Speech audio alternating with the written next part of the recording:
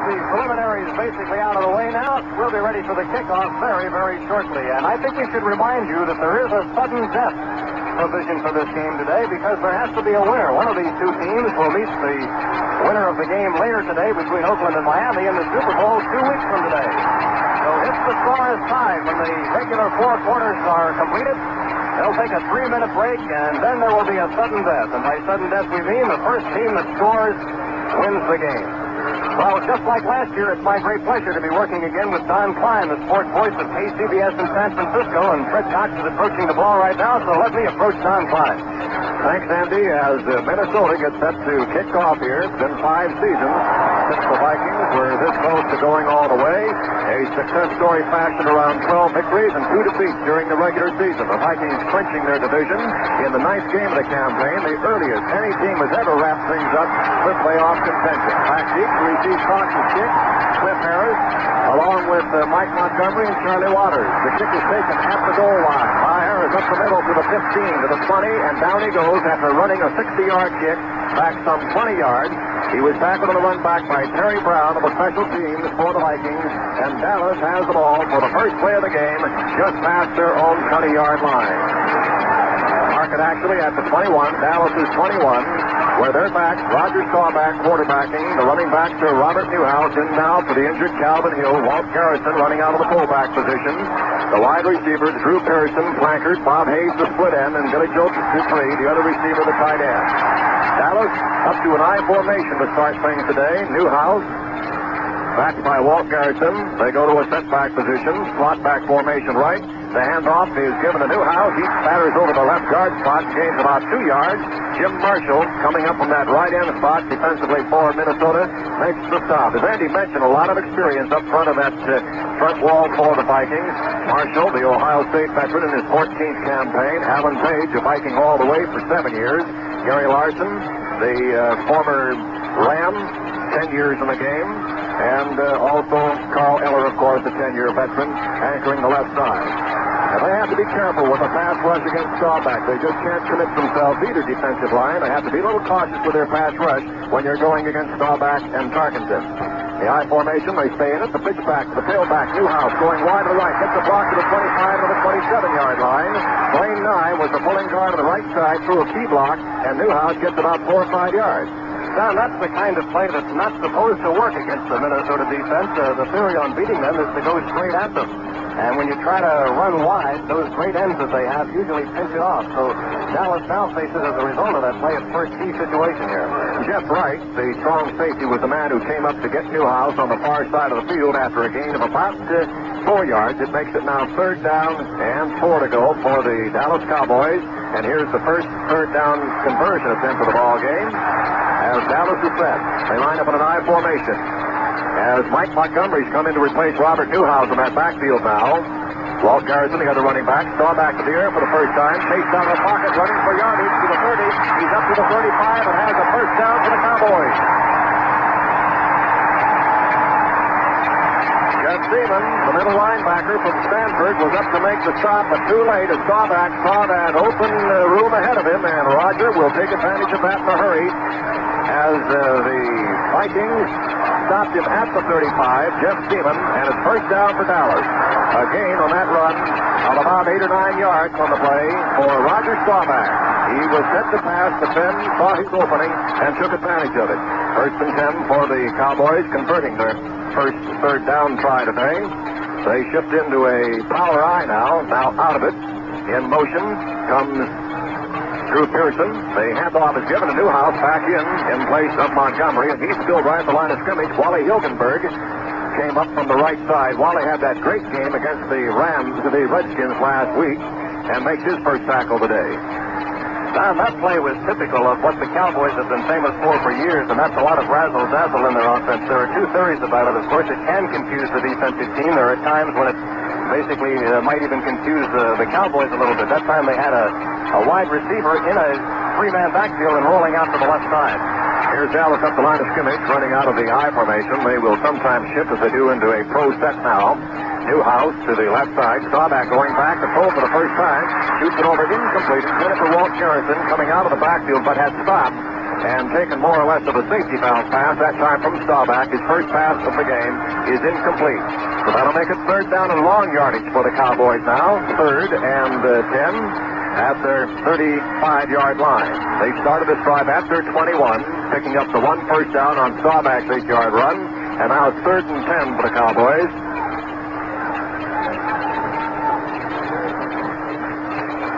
Change up front for the Vikings as Bob Lichtman in there for Gary Larson now. And here's a big play for Dallas on the verge of losing ball control. Mike Montgomery's come in for Robert Newhouse now. Harrison and Montgomery, the running back. As Staubach goes back to pass. Good protection. Throws it 15 yards, but incomplete. Way over the head of the Minnesota bench, as a matter of fact. And so the Cowboys are forced into a kicking situation. Their first drive going about, call it 14 yards out from their 21 to the 35. And in the kick will be Marv Bateman for the Cowboys. He's averaged about 41.5 yards per kick this year. This is his second season in the National Football League. He's improved this season from a 38-yard average in his initial campaign after kicking 48-yard average at his alma mater at Utah. All set now. Back to receive. Bobby Bryant, single safety. The kick from the 36-yard line. Downfield to Bryant, calling for a fair catch at the 25. And there it'll be a first down and 10 after a 39-yard kick from Marv Bateman. Minnesota has the ball for the first time today. The Vikings will start this from their own 25-yard line. Their backfield offensively will be Fran Tarkenton, of course, the quarterback. His running backs are Chuck Foreman and Oscar Reed. The wide receivers, John Gilliam, flankers, the split end, Carroll Dale, the tight end, Stu Hoyt.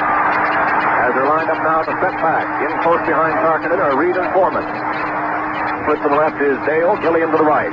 Following your signals, Tarkenton has the ball, hands off to Reed over the left side. He gains about 4 or 5 yards, ended at the 30-yard line, hit by Bill Gregory, who's in there as a starting tackle, and that's significant. Bob Lilly is not starting today. Bob, after playing 182 straight regular season games, of course that record is still intact into the playoffs, but he had played 182 straight regular season games.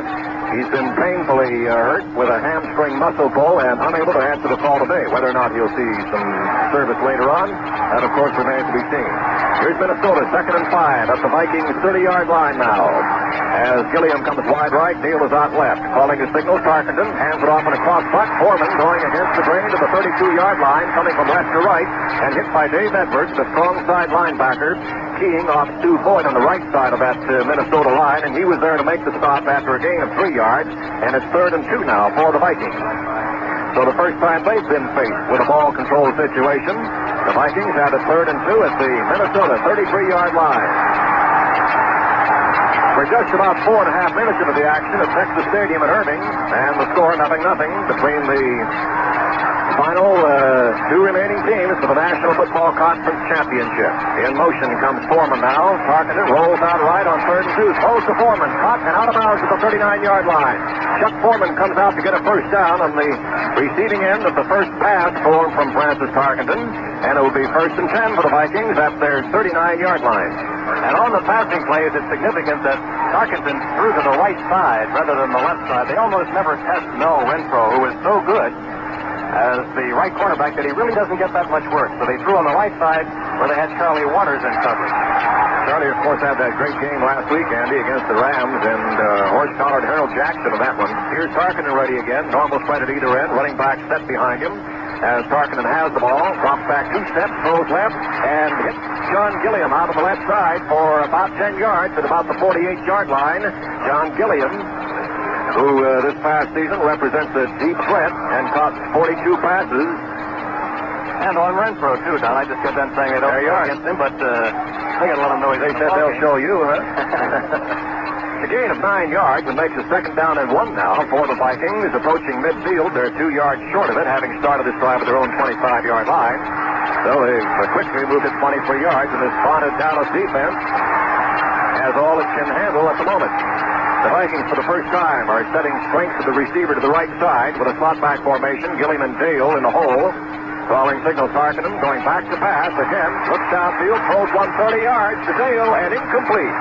Over Carroll's head, running alongside him, Cornell Green, the strong safety. Here's a veteran who hasn't missed a game in his 12 years, 168 straight for Cornell Green. And he, too, had a great performance and was instrumental in the victory for Dallas over the Rams last week. 8 years a cornerback, and then for the last 4, lines up with a strong safety and keys off the strong side of the opposition. As Carroll Dale comes out now, and Doug Kingsrider is in for the first time today. All-American from Minnesota, hometown product, as he comes in now as a tight end, along with Stu Voigt. Power play for the Vikings, lined up with setbacks behind Tarkenton, going for short yardage, 3rd and 1. The dive is good for Oscar Reed, who's over the midfield stripe by about a yard, and Minnesota, faced with a 3rd down situation on 2 occasions, has turned them in both cases into first down. Stopping the play right through the middle was Leroy Jordan, 11-year veteran of the Dallas Cowboys. He's the fellow who gets the Cowboys fired up there, and they're going to have a little more of that now. Kingsrider, after serving his duty as a tight end there, in a tandem with Stu Voigt, now moves out of the lineup, and Carroll Dale, the receiver, comes wide right, as the Minnesota wide receivers will flip-flop, and that's what they've done now. Dale is right, and Gilliam is out the left side. Tarkenton has the ball, is back to pass. Good protection, throws one 45 yards downfield and incomplete over the head of John Gilliam down the 5-yard line. Mel Renfro and Cliff Harris double teaming on Gilliam, and it was over John's head. As I mentioned a moment ago, he's a deep threat. He'll run more streak routes than he will fancy patterns for you. He's caught 154 yards for a touchdown this year, and 42 passes this year, and he was the number 1 receiver, but that time he was overthrown by about 2 feet. As this game unfolds, it's going to be interesting to see how successful Gilliam is, because what the Dallas defense did last week was take Harold Jackson, the Rams top receiver, out of the game. He had only 1 reception. Gilliam, of course, is the leading receiver for the Vikings. Clock has consumed about 6.5 minutes here in Dallas. We have no scores yet, as Minnesota has it at the 49-yard line of the Cowboys, 2nd and 10. Normal spread at either end for the Vikings. Tarkenton to the air again. Throws 15 yards downfield and caught on the far side by Jim Lash. But he is, let's see, they're ruling it incomplete, out of bounds on the far side. No, that is complete, just inbounds and for about the 10 yards. It'll be a first down for the Minnesota Vikings on a gain of about 11 yards for Jim Lash taking the pass from Franz Tarkenton. I think the crowd misinterpreted that, too. They started to boo, too. Yeah, it happened right in front of the Dallas bench. Incidentally, Don, we've just received a note that this is the first time in his pro career, regular season or postseason, that Lilly has not started a game. Whether or not they're missing him, Minnesota's finding holes up front, but right now going to the air mostly as Tarkenton is ready. He hands it off to Foreman, getting a block by Reed, turns the corner at the right side past the 35, and gets down to the 31-yard line before Cliff Harris, coming up from his free safety, and left cornerback Charlie Waters got him at about the 30-yard line. That's a gain of 9 more, and the Vikings are moving at will now through this Dallas defense. That time, the handoff given to Chuck Foreman. He got a block from Oscar Reed running out in front of him. Foreman, who averaged 4.5 yards per carry this year. The great receiver, they'll throw to him. He's number 2 receiver, as a matter of fact, behind Gilliam, and represents a real breakaway threat. That's something the Vikings in recent years have not enjoyed as much as they have now in Chuck Foreman, playing in his rookie campaign out of Miami. Here again, the handoff is given this time to Reed. He goes past the 30 down to about the 27-yard line, and that's a pickup of some 3 yards. Another first down for the Vikings. They needed only 1 and got about 3.5. Down to the 26-yard line. The tackle made by D.D. Lewis from that weak side linebacker post along with Bill Gregory. And it's 1st and 10 for Minnesota now, just short of the Cowboys' 26-yard line. Minnesota started this drive to refresh your memory back at the 25-yard line. They've advanced the ball now 49 yards in a sustained drive. No score yet. 8 minutes gone in the game. As Tarkenton is ready now. Has a wide split and a setback behind him. Brings Gilliam in a bit from the left side. As Brant has it, gets off to Reed. Bucks over the right side. Gets past the 25 down to the 21-yard line, where Cliff Harris is the man who's got him. Oscar Reed, the number 1 rusher on this Minnesota team this year. Nothing new for Oscar. He led the nation's collegiate rushers back in '66. This is his 6th campaign.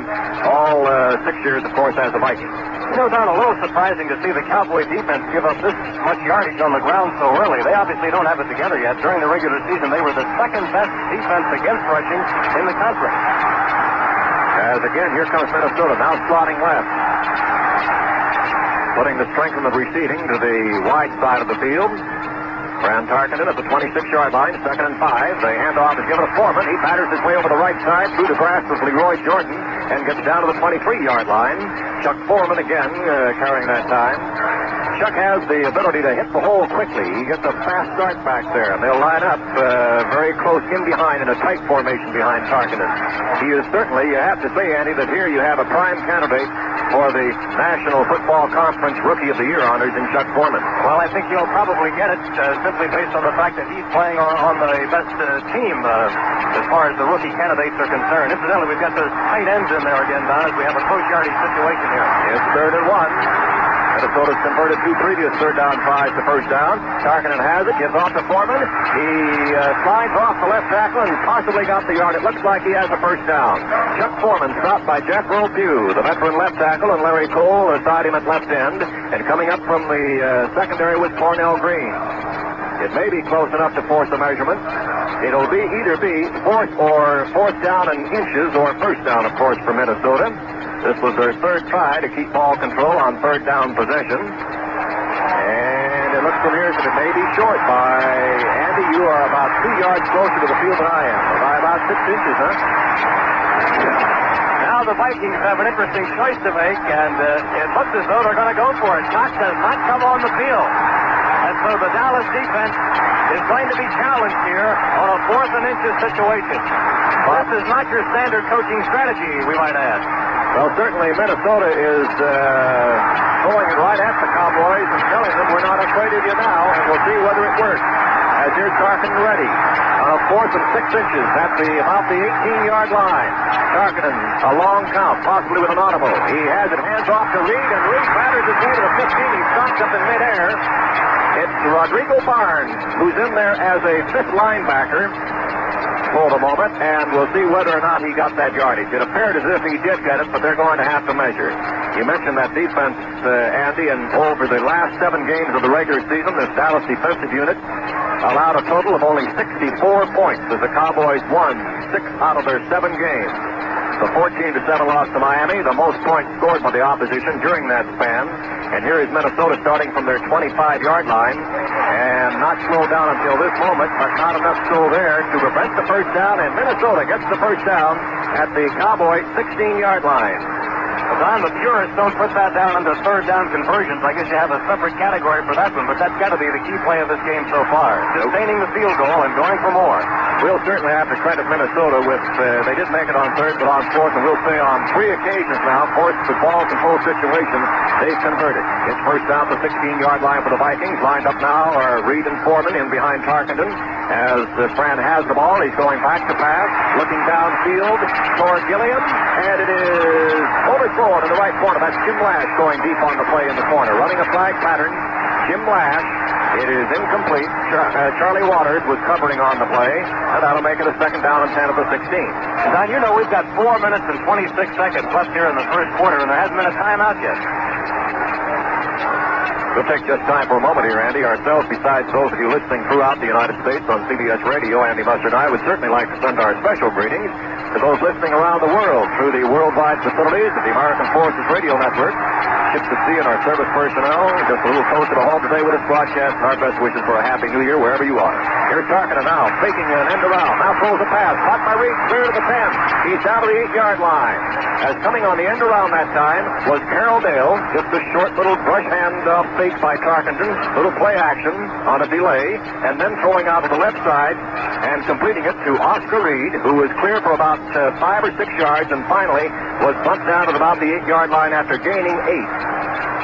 It'll be 3rd and 2 now for the Vikings. Now, that looked like a play right out of the Dallas playbook, didn't it? Yes, it did. Fran using a little trickery down there to let the defense flow in the opposite direction to which he would ultimately move. Chuck Goodrum has now come into the lineup offensively. As for short yardage, 3rd and 2.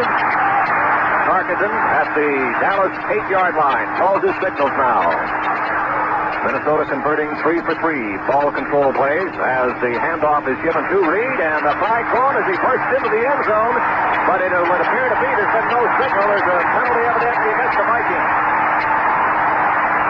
The Dallas line on the left side, Andy, apparently knew what that had been, and they didn't even bother to go after Reed. I don't know who it was, Don, but there was holding in the offensive line of the Vikings. It was probably either Sunday or Yari on the right side. So there's key move on the part of the Dallas Cowboys as far as breaks are concerned. Although it happened so quickly, as Reed went by, nobody bothered with holding him down, and it's a 15-yard penalty against the Vikings that takes the ball back to the Dallas 22-yard line. We're to be long yardage, third down, and about 16, 17 to go for the Minnesota Vikings. They're going to spot that ball at the 23. So Fran Tarkenton has his wide receivers back in after using tight ends. John Gilliam and Terrell Dale are back in now. We have about 4 minutes and 15 seconds to go, first quarter. The NFC Championship at stake and the Super Bowl berth that goes with it. We're all set. Tarkenton, third down and 17 to go. As Fran looks over a 5-man front, linebacker plugging for the Cowboys. Here's Tarkenton being chased back. He's in trouble. And he is hit for a loss back to the 38-yard line.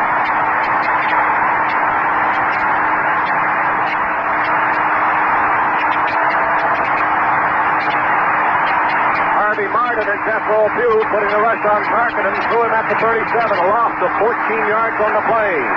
And there is the key defensive move of the day, as Dallas, getting a break on a holding penalty against Minnesota, then capitalizes on it and forces the Vikings into a field goal kicking situation on fourth down. Fourth down and 31, and Cox is ready to kick. He, this year, has so far hit 21 for 35. The kick is on its way, has good range, and it is good. And Cox kicking one from the 42-yard line. That's his longest effort of the year. And Minnesota scores first this afternoon. We've got a timeout on the field to score. The Vikings 3 and the Cowboys nothing.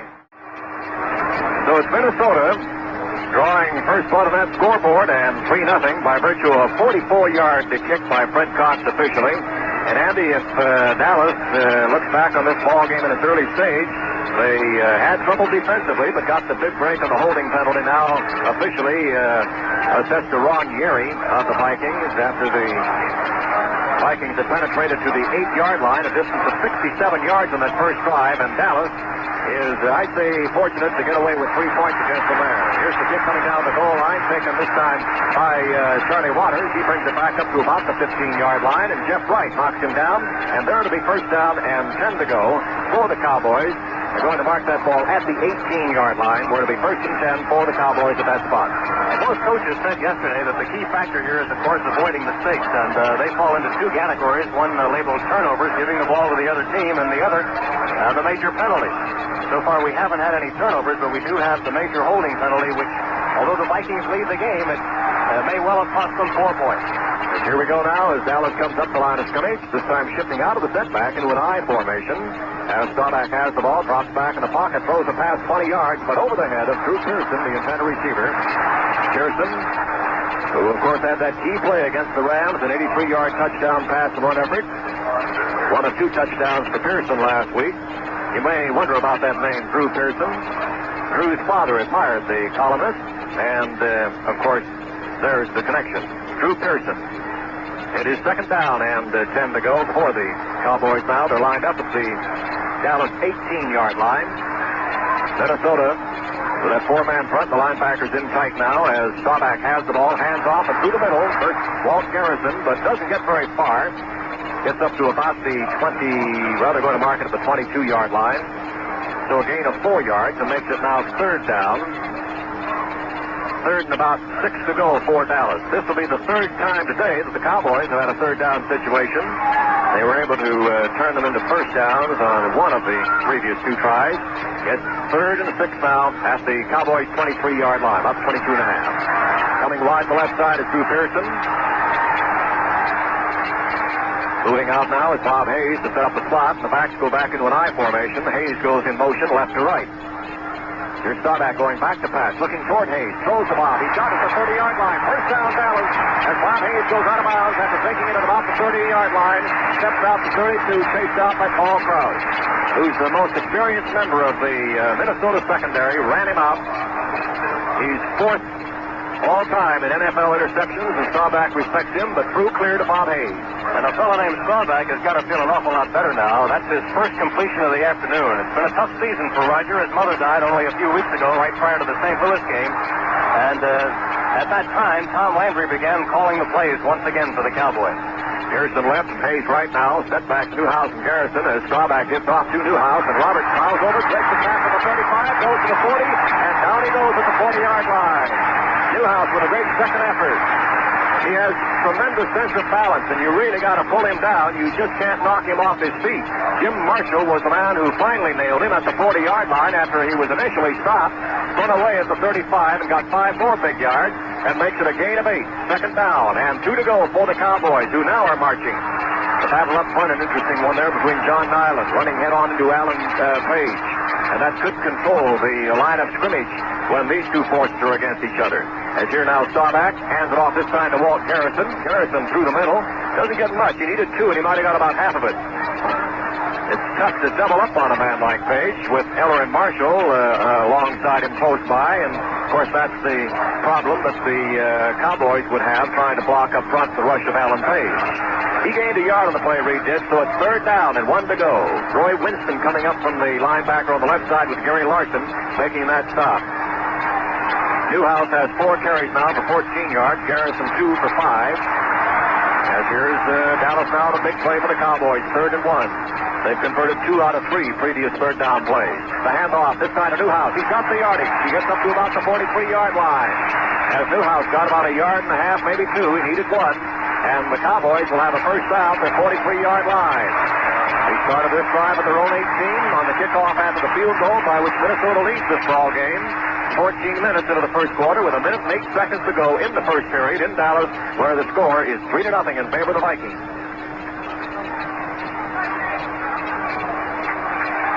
Staubach normally would have to only contend with that front 4 as far as the rush is concerned. The Vikings blitz, well, they stay an average of about 10% of the time. Otherwise, they keep those linebackers loose and depend on the front 4. Here's Staubach ready, rolling out right. Now looking through the middle. He's going to run with the ball and gets up to about the 45, hit from behind and powered forward to about the 46. Roger Staubach hit by Carl Eller. He played in 4 Pro Bowls, won the George Halas Award as the best defensive player in the NFL just a couple of years ago. A 10-year veteran, Carl Eller, stopped him at about the 45-yard line. So it's second down call, made a gain of 2. A definite ad-lib play, Don, and actually Staubach had a little trouble with his own left guard, John Nyland, that time, who inadvertently got in his way. Here comes Dallas, line of scrimmage again now, out of the I formation. Garrison and Newhouse running back behind Staubach. Normal spread at either end for the receivers. As here's the handoff and play up the middle goes to Newhouse. Newhouse carries, but not for much as Minnesota digs in with Gary Larson stopping that play. Gary is stopped at about the 46-yard line as time runs out in the first quarter. The gun ending the first period with the score here at Texas Stadium in Irving, Texas. The score is Minnesota 3 and Dallas nothing. Seen ball control here on a beautiful 60-degree day in Irving, Texas. Cowboys went 14 yards on their first drive. Minnesota countering with a 67-yard drive. They got as far as the 8-yard line, but then were driven back with a penalty and a rush on Tarkenton that dropped them at the 37-yard line, from whence they kicked the 44-yard field goal of Fred Cox. So here's Dallas ready. Second quarter underway at their 46. Staubach going back to pass. Gets good protection in the pocket. Goes out there complete to the 40-yard line of Bob Hayes. Hayes for the first down for Dallas at the Minnesota 40. That's a gain of 18 yards as Staubach threw a bullet to Bob Hayes, who caught it at the 40 in the grasp of Bobby Bryant coming up from the right corner spot. And boy, they have to be careful with him. He led the entire National Football League this year with his 7 interceptions. Bobby Bryant, 6-year veteran from South Carolina, on Hayes immediately. But Dallas, for the first time today now, is in Minnesota territory. They're at the 39. First and 10 to go. Minnesota 3, Dallas nothing. Here's Staubach ready, shifting his running back out of the set to the eye as he goes back to throw another pass. Throws it 20 yards down to the left side and caught over there by Pearson. Might have been out of bounds. He was. Drew Pearson, the receiver on the far side. Bobby Bryant again on him, but that time the pass, although caught, was out of bounds. Staubach thereby throwing his 6th pass. He's completed 2 for 27 yards. Tarkenton has thrown 7, hitting 4 of them for 33. And Staubach looking, despite a 2 out of 6 completion mark, down a lot better than he did toward the end of the Rams game last week, when he was admittedly dazed and said later he really didn't know exactly what was going on out there. Dallas ready now, having moved this ball on this drive some 43 yards as they started back at their 18.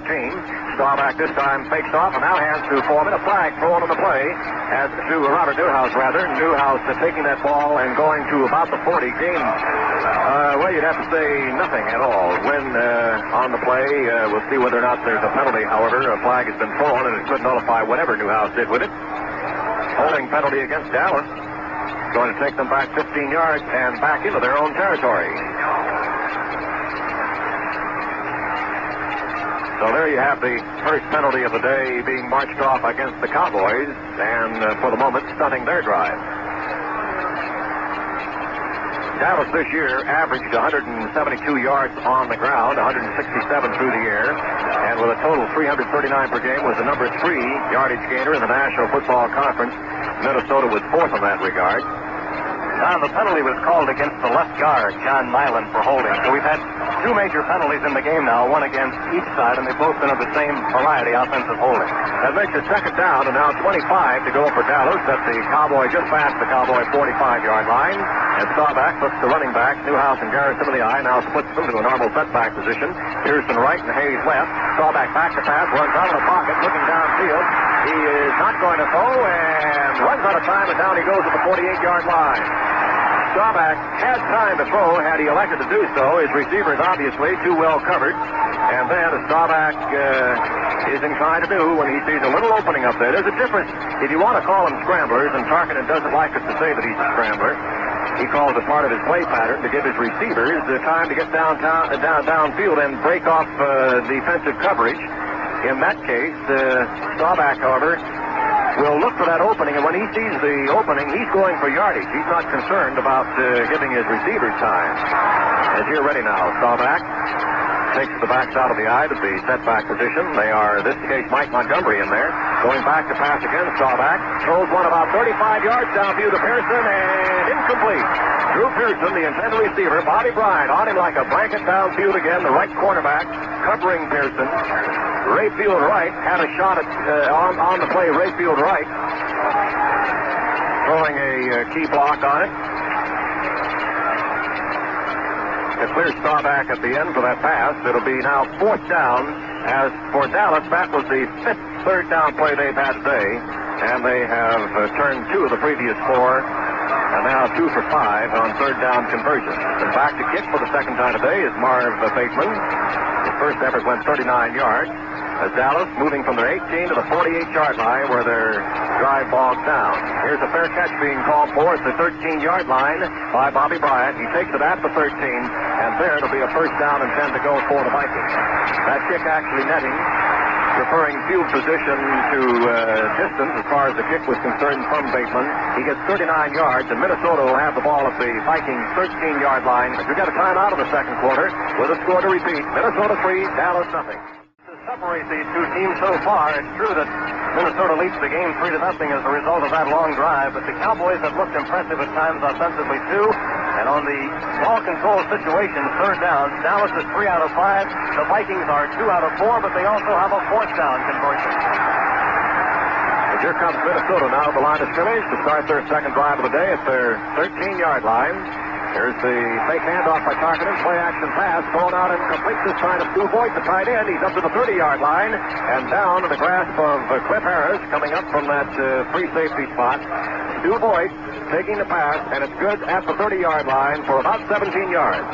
Dick Butkus wrote a column that was widely syndicated in preparation for this game, and he felt that the quarterbacks were going to have to look more for their tight ends, and he felt that Stu Voigt was a good one. He said he's so underrated, in fact, that he isn't even famous for being underrated. Tarkenton now, so far today, has thrown 8 times, has completed 5 of them, doing a great job. This Fran rolls out to his right side again, throws down the middle, and incomplete, intended for Chuck Foreman coming out of the backfield. Tarkenton, the second-rated quarterback in the NFC, headed only by Staubach, and Fran's 62% completion, 61.7 to be exact. Best in more than a decade in NFL competition for this great quarterback, Fran Tarkenton. So it'll be second down and 10 to go. Line of scrimmage is the 30-yard line of Minnesota. First time they got the ball, in case you just joined us, they marched 6 to 7 yards as far as the Dallas 8, thrown back by a penalty, and a sacking of the Tarkenton, and then kicked a 44-yard field goal, Fred Cox, for the 3-point. The only scoring of the game so far. Second and 10. Here's Tarkenton handing off to Reed, and Oscar plows through the middle. Gets about 4 or 5 yards before he's tackled on the play at the 35-yard line by Leroy Jordan. Now rated as fine a middle linebacker, and perhaps the best in all of pro football. Leroy Jordan, 11-year veteran. He'll be playing in his 4th Pro Bowl game. Don, the Vikings make a change at wide receiver now, bringing rookie Jim Lash into the lineup, replacing Carroll Dale, possibly with the play. He has great speed, a little faster, of course, than Carroll Dale, and a deep threat as they're ready. As Gilliam left, and out wide to the right is Lash, and Tarkenton throws over the middle, caught by Boyd. He goes down to the 42-yard line on the play. The tight end coming out of there. Boyd is used mostly as a blocker, but obviously, as you've seen now on 2 occasions, they throw to him 23 passes this year. He was the number 4 receiver for Minnesota. He's a great all-around athlete, Boyd. He won 8 letters in college at Wisconsin, 3 football letters, 3 in track, and 2 in baseball. Boyd, 2 receptions today. And we're set as it's 1st and 10 now for the Vikings at the 43-yard line of Minnesota. Tarkenton has the ball and hands it off to Foreman. He got a big hole, cuts over the right side, past midfield to the 45 to 40, and down to about the 36-yard line. Chuck Foreman with a burst of speed through the middle, as we mentioned earlier. He gives the Vikings that breakaway threat. It was Ed White, the California grad and left guard, a 5-year veteran, opening up the hole, through which Foreman sped to about the 38-yard line. And it's going to be 1st and 10 for Minnesota, now at the Dallas 38-yard line. And so far, the momentum of the ball game by virtue of a 67-yard drive the first time they had their hands on the ball, and now by this one that's moved from the 13-yard line of Minnesota to the Dallas 38. That is already a distance of 49 yards, and it's Minnesota carrying this ball game to Dallas. All set is Tarkenton now. Normal spread at either end. Setbacks going back to pass is Tarkenton. Throws one down the 20-yard line. Incomplete. Intended for Jim Lash. He's pumped up on the play that time by Charlie Waters. Just a year ago, it was Charlie Waters who broke his arm against Washington in the NFC game, and that time it's Jim Lash who was hurt on the far side. And Tarkenton forced into throwing a little sooner than he would have liked on because of a strong pass rush by Jethro Pugh, who got through without being blocked and was right there with Tarkenton. Well, timeout has been called in the field, and the score, Minnesota 3, Dallas nothing. Last drive took up so much time. As we said, they had the ball only one time in the first quarter, and now this second drive of theirs has already consumed a little over 3 minutes. Minnesota now lined up at the Dallas 38-yard line, where it is 2nd down and 10 to go. Tarkenton now has thrown 11 times. He's completed 6 of them, saw back 7 passes, and he did only 2 of them. Fran brings the Vikings to the line of scrimmage now. Setbacks behind him are Foreman and Reed. They hand off the given to Foreman. Straight to the middle he goes, past the 35 to 30 into the 28-yard line. And gains about 10 yards on the play. As Tarkenton goes back to the ground with Chuck Foreman and sends him straight over the block of Mick Singlehoff along with Ed White on the left side of the Minnesota front wall. I mentioned Tarkenton throwing those passes, and quite a few today. On a relative basis to his season performance, he passed fewer times than in any other season of his 13-year career. His yardage was less, fewer interceptions, of course, and as a matter of fact had his lowest interception percentage mark and his highest completion mark. So Tarkenton, the peak of his career as far as his percentages go this year. As Fran is ready and hands it off to Reed on short yardage, 3rd and 2. As Reed takes the ball and dives over the right side, the 2 tight ends were in, Doug Kingsrider along with Stu Voigt and Chuck Goodrum, to get as much power and moving off that ball and blocking for short yardage for Oscar Reed as they could possibly get. And he gained about a yard and a half, maybe 2 yards. They needed 2, and we'll see whether he got it. They're going to measure. Don, we're in a similar situation here to that first drive of theirs where they apparently are going to face, they did not make it. They're going to face a 4th and inches situation. The inches appear to be about the same as they were last time. And when they had this situation in the first quarter, they went for it and made it. However, a holding penalty eventually set them back, and they had to settle for a field goal. But let's see what the Vikings' strategy is going to be. And, Don, it looks like they're going to go for it again. Fred Cox has not come on the field. But here comes Bill Brown into the game. Their veteran blocking running back, 13-year vet from Illinois, replacing Reed at the fullback spot. He's the leading active rusher, as a matter of fact, for the National Football Conference. Veteran, 35 years of age. Oldest running back in the NFL. He's in there now. We'll see. Fourth down, about 6 inches to go. A key play in the second quarter of this ball game. As Tarkinen looks over a 8-man punt for Dallas. The handoff is given to Foreman, and he's piled up right at the line of scrimmage. Remember, he'd only need 6 inches, however. His feet are that long, and if he could just step into that hole and get there, that's all he needed. He got a first down for the Vikings at the Dallas 27-yard line. Chuck Foreman through the middle on a key fourth down situation as the Vikings keeping control of the ball, and of course going for 4 more points if they can possibly get them than they would have settled for the 3. And again, we just want to mention, Don, that this is not your basic book strategy. And this will be a point that will be much discussed when this game is over, and we'll be talking about it at halftime, by the way, with Jim Garrett, former defensive coach for the New York Giants. Ready at the 27-yard line of the Vikings now. First down and 10. Tarkinen play action, fakes the Foreman, goes back to pass, goes to the 10-yard line. Incomplete. Intended for Oscar Reed downfield on a crossing pattern there with Carroll Dale coming out from the split end spot. And Oscar Reed, Cornell Green and Charlie Waters on the 2 of them. They converge to the 10-yard line where it is incomplete. It'll be second down and 10 to go. Tarkinen now 6 for 12 and 57 yards today. It's second down and 10 at the 27, and a drive that started back at the Minnesota 13-yard line. So you'll find that drive having consumed 60 yards so far, and as Andy mentioned, a lot of clock along with it. 5 minutes now. The clock showing 8:50 to go in the first half here at Texas Stadium in Irving. And the score 3-0 in favor of Minnesota, driving for more points now. Tarkinen calls his signal, second and 10. Brad hands off to Foreman. Chuck's got a hole through the middle, the 25 to the 21-yard line. Chuck Foreman going for another 5.5, maybe 6 yards before stopped by Larry Cole, the left end defensively, along with Cliff Harris, coming up from the secondary from the free safety spot. A gain of about, let's call it, let's be exact here because they're getting down where every yard counts. It's about 6.5 yards on the gain, and it's third down, call it 3.5 to go. Flash is okay. When he went for that pass a few moments ago, he was not injured. The wind merely knocked out of him. We're told that he's okay down at the Minnesota bench. Here comes Carroll Dale wide to the left side. John Gilliam goes wide right. Foreman and Reed, the running backs behind Tarkinen now. 5-man punt for Dallas defensively at the Cowboy 21. Tarkinen back to pass. Comes out of the pocket now, straight to the middle on the run, the 20 to 15 to 10. He's down to about the 9-yard line. First down for Tarkinen. Going on the play about 12 yards before Jethro Pugh got him. And that time, that was more of a stop-back type of run. Fran Tarkinen saw the opening, saw the daylight, and he was not looking for any time for his receivers to shake defenders down there. He saw some yardage in front of him, and he went for it. He got it. Fran Tarkinen going 12 yards. First and the goal now. They're a foot past the 10-yard line. This, of course, the toughest place now to get a first down. Rather than say first at the 5 and 4 chances. Now they've got the 4 chances to get down to that goal line. They're 9.5 yards out. As Tarkinen calls his signals with a normal spread at either end. They hand off on the reverse. Reed coming to the left side, gets down to the 5-yard line. Oscar Reed set up as a running back right, then pucked over the left side on a cross puck. Mick Tingelhoff, after handing the ball to Tarkinen, cut out to throw a key block for Reed on the play. The number 1 rusher on the team in 1972, Oscar Reed. And this year, averaged about 4 yards per carry.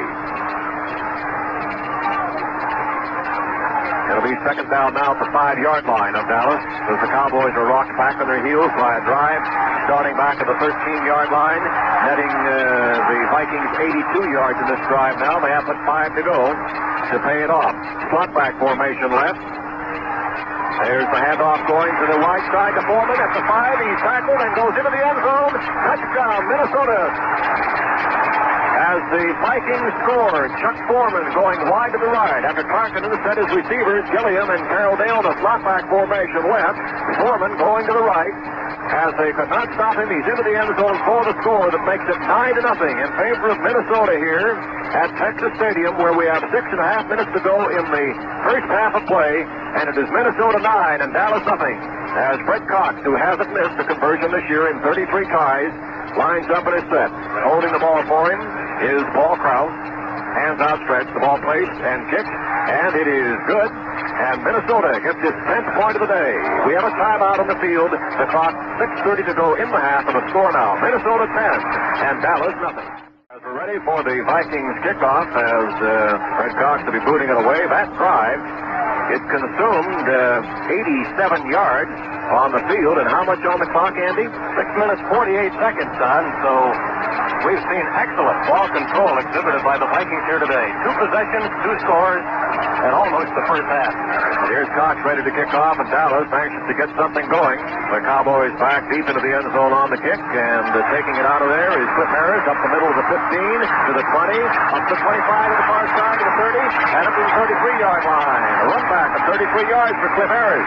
Got a key block at the 25, which swung loose for some extra yardage, and Bill Brown was the man who brought him down. Here's Dallas now. Dallas starting its 3rd possession of the afternoon from their 33-yard line. Their best starting field position. There goes Hayes out of the slot to balance the receivers left and right. Here's Staubach handing off, this time to Walt Harrison. And Harrison gets up to about the 37-yard line, gaining 4 or 5 yards on the play. Of course, the big missing factor in the Dallas attack today, the absence of Calvin Hill. Out with that dislocated elbow, suffered in the Rams game of a week ago. In his place, Robert Newhouse.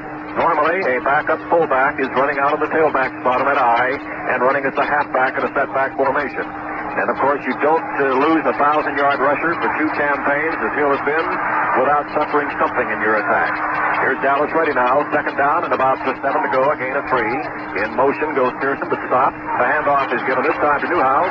And Newhouse goes up to about the 39-yard line before he's stopped by Carl Eller, the great defensive left end for the Minnesota Vikings, whose halftime inspirational talk of last week when the things weren't going well against the Redskins seemed to fire them up. And, well, maybe Carl can have halftime off to this one, Andy, huh? Yes, of course, Bud Grant wanted to underplay that a little bit. He said the blackboard just happened to be in the way, but it's still, I think it's a freestyle blackboard record as far as his drop kick is concerned. And here comes Dallas now at the line of scrimmage on a 3rd down attempt to try to keep possession. They're just short of their 40-yard line with about 3 to go. Staubach back to pass. In the pocket, in trouble, down to back of the 33-yard line.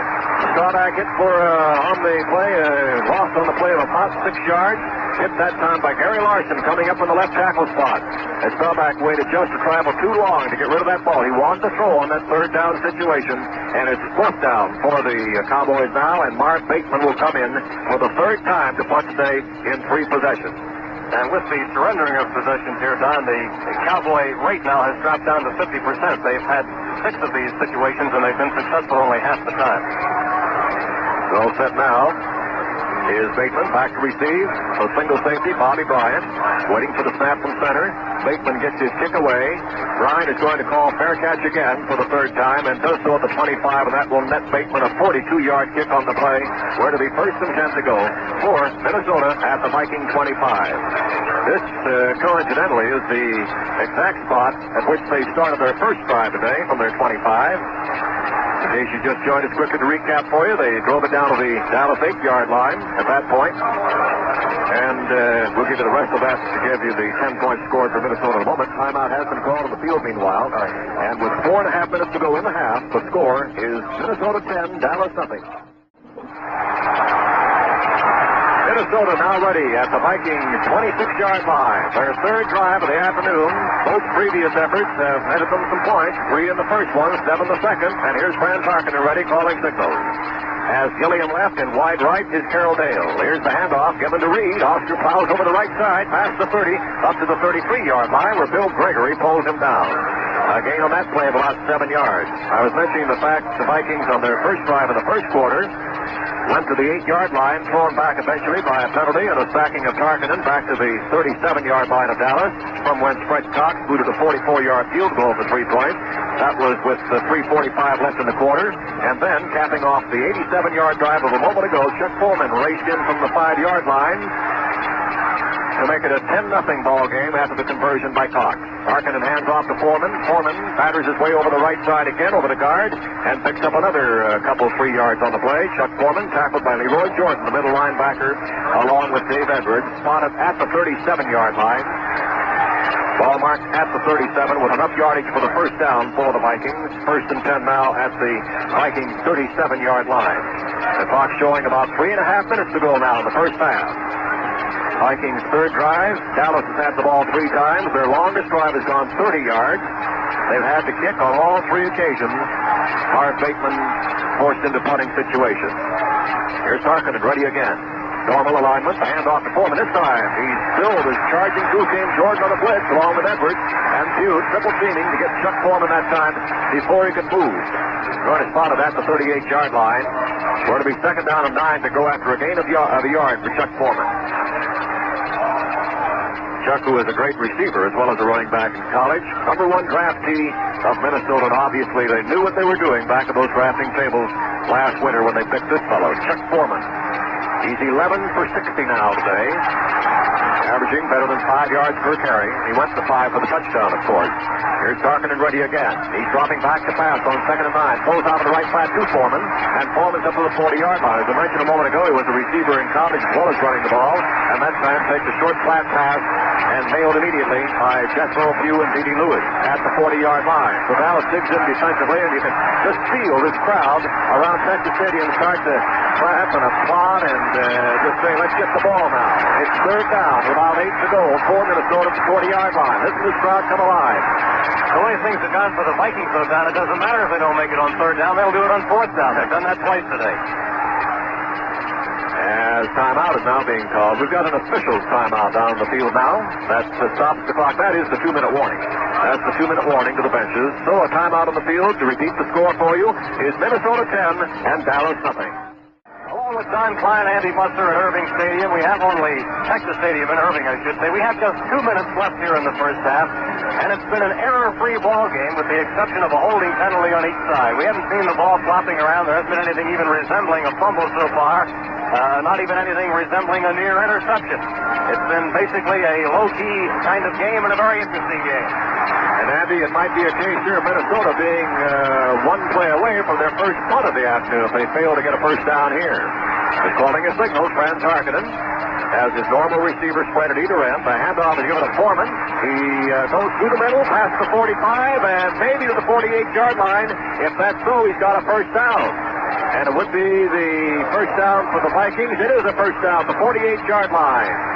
As going through a hole, Foreman straight through the middle that time. He was tackled by Dave Edwards. It'll make it first and 10 to go for the Vikings, maintaining ball control here in the closing 2 minutes. Well, that's for sure, Don. They're 4 out of 7, except that you can make them 5 out of 7 if you throw in the fourth down plays.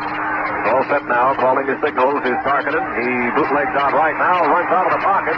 On his own now, throws his pass 20 yards, and incomplete intended for Jim Lash, who had gotten beyond, in that case, Cornell Green, the strong safety, had an opening, but the ball was just deflected out of his reach. And it'll be second down and 10 to go. That stops the clock with 1:19 to go in the half, and Minnesota with a 10-0 lead. And he mentioned turnovers and the complete... so far in this ball game, the complete lack of them, there have been none. Dallas was second in the NFC this past season with a plus 13 in their favor in turnovers. Minnesota was fourth in the conference with a plus 10. Dallas giving up the ball 41 times, or rather 28 times taking it away, 41. Minnesota 36 against 26 in their favor. Here's Tarkenton ready now on a second and 10. He hands it off to Oscar Reed. He goes through the middle and a step or two into Dallas territory. Might have gained about 3 yards before tackled on the play by Jethro Pugh. At the 49-yard line of Dallas, that's a gain of 3 yards and makes it third down and 7 now for Minnesota. The clock in motion now.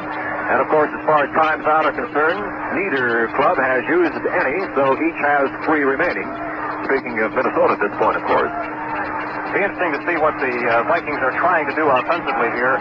Probably with a 10-0 lead. I would suspect that they're going to try just to get in the field goal range. It's third down for them now, and 7. As Andy mentioned, 4 conversions out of 7 attempts on third down today for the Vikings. As Tarkenton has the ball, a whistle sounds, and we may have had a delay. It is a delay against Minnesota. Too much time is going to cost them 5 yards. And that could be very significant because they are certainly on the fringe as far as the field goal distance is concerned. Fred Cox this year has kicked 21 out of 35 before this game. His longest was a 41-yard effort. And now with a single running back, a 5-man pattern downfield, the pass by Tarkenton, caught and out of bounds. John Gilliam caught that ball out of bounds right near the sideline. He was out of bounds at about the 37-yard line as Tarkenton was trying to get down into field goal range for Cox. And now with only 29 seconds left, Minnesota has a 4th down and 12. And into the ball game comes Mike Eichheit for the first time this afternoon, the first time that Minnesota has been forced to kick. As this drive starts at their 25, ends up at their 46. Golden Richards is back as a single receiver for the Dallas Cowboys. Richards waiting at the 15-yard line as Mike Eichheit gets a high kick for good coverage downfield, and Richards is going to let it go over his head. The ball is bounding for Minnesota coverage down at the 6-yard line, and there, Dallas with poor field position and no time left to speak of, only 19 seconds. Doug Sutherland was downfield to take Eichheit's kick at the 7-yard line. First time he's been forced into kicking duty today. 1st and 10 for Dallas. That's their 7-yard line. Merely trying to run out the clock here with 19 seconds. The handoff is given this time to Walt Harrison, and Harrison takes it out to about the 8 to use up the remaining seconds. Only 12 left now. The clock in motion. Dallas does not figure on stopping it. They'll let it go. Wally Hilgenberg was the man who made the stop on that play, along with Jeff Seaman coming up from his middle linebacker post. And time running out here at Texas Stadium on the first half of play. And there it is, the gun sounding. The end of the first half in Irving, Texas, with the score, the Minnesota Vikings 10 and the Dallas Cowboys nothing. The Vikings now will be receiving the kickoff to begin the second half of play today, and it'll be the first kickoff that they've received today. So we're watching Tony Frisch tee it up at the 42-hour right for the Cowboys. And the Vikings wearing the visiting uniforms with their blue traveling suits on here today are on our left. And we're watching now Charlie West and John Gilliam go back deep. During the season, Gilliam was the top kick returner for the Vikings, returning 10 of them for 174 yards. Vikings leading 10-0, and we'll see whether they go after it here or whether they protect their lead here in the second half. Here's Frisch's kick, and it's a high end-over-end job that is being taken by Gilliam on the 2-yard line. Slants up to the 10, the 15, gets out across the 20, and is buried at about the 22-yard line by Les Strayhorn and also Mike Montgomery. Now the Cowboy fans begin to chant for their defensive team. You know, in the divisional playoffs so far, the home team has not yet lost. Oscar Reed and Chuck Foreman are the running backs. From the 22-yard line, the Vikings have possession. Tarkenton over Tingelhoff waiting for the snap. And the handoff goes to Foreman, and he is stopped almost in his tracks. Foreman will pick up a yard to the 23 as he hits straight up the middle. They'll make it 2nd down and 9 yards to go. Foreman today has 70 yards rushing on 12 carries and a touchdown. He has also caught 2 passes good for 8 yards. Oh, out to the right side. Incomplete for fullback Oscar Reed, who was bumped hard as he came out by Dave Edwards. But the pass was actually underthrown by Tarkenton, bringing up a 3rd down situation. Tarkenton today is 8 out of 16 for 59 yards. In 3rd down conversions, the Vikings 4 out of 8. But it actually goes to 6 out of 8 if you include the 2 times that they didn't make it on 3rd, but went ahead and got it on 4th down. Minnesota at its own 23-yard line. 3rd and 9. A slot right formation. Oscar Reed, the lone running back. Tarkenton almost, he drops the ball on the snap, and it looks as though the recovery has been made by Minnesota, in which case they will have to punt. Tarkenton dropped the snap, and the Dallas defense has done its job.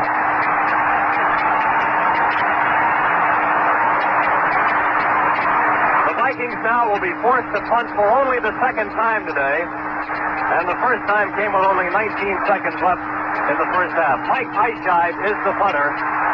Golden Richards is back in a single safety for Dallas. He'll be standing at his own 37-yard line. Eichheit takes the ball at his own 8 and gets it away, but it's not a very good kick. Bouncing short of midfield.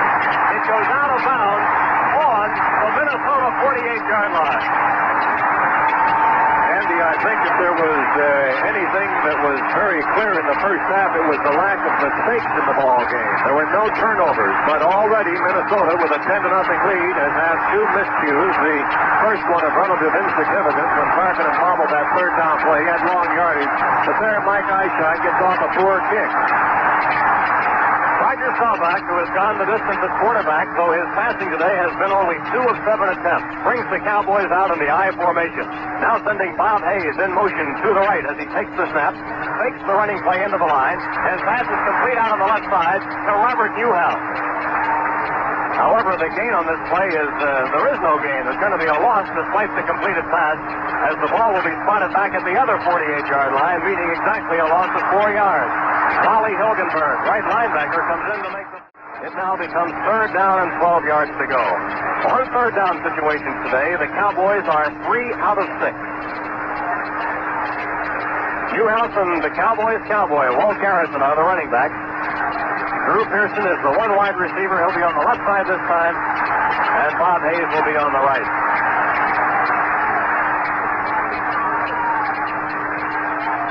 3rd and 12. Staubach to look for it in the air, looking to his left, firing long down the left sideline for Pearson.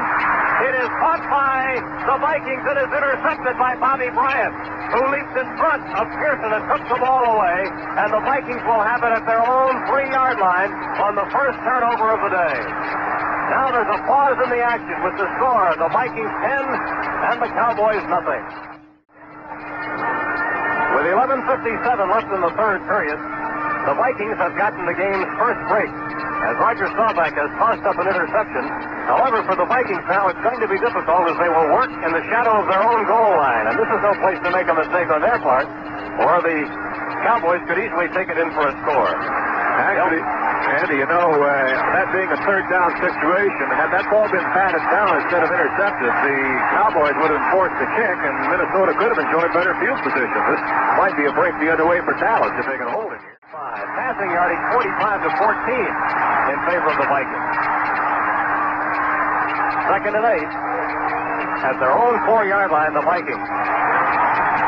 And Foreman gets the carry and slants off to his right side, but picks up only a yard as he brings it out to the 5. The Vikings now immediately facing a 3rd down ball possession play. D.D. Lewis, who is playing despite a fractured thumb, made the tackle from his right linebacking position.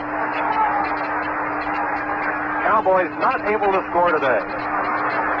Vikings with a field goal in the 1st quarter, a touchdown in the 2nd period.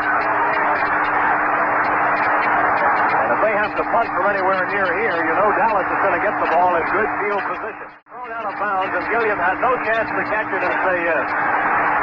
And so, we're going to see a Minnesota punt now by Mike Eichscheid, and he will not have as much operating room as he would like.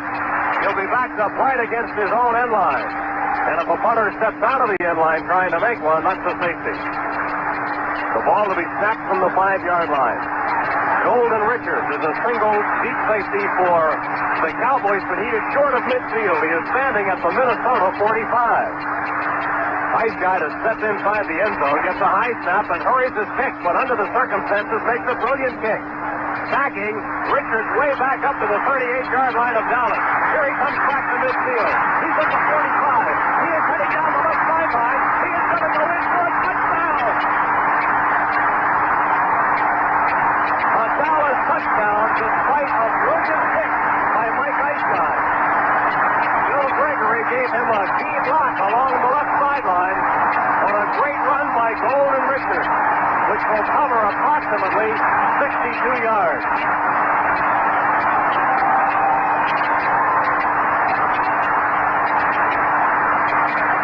Tremendous effort by Golden Richards, and as you indicated, Andy, a tremendous pressure kick effort by Mike Eichscheid. He kicked that ball from the end zone. Richards was backed up to his 40-yard line where he caught it. That kick carried about 65 yards in the air, and then the great run back by Richards, cleaning off the near sideline as blockers pulled away. Here is Tony Frick to try the extra point with Morton holding. The extra point is good, and so the Cowboys are very much back in the game. A timeout on the field with the score, the Vikings 10, the Cowboys 7.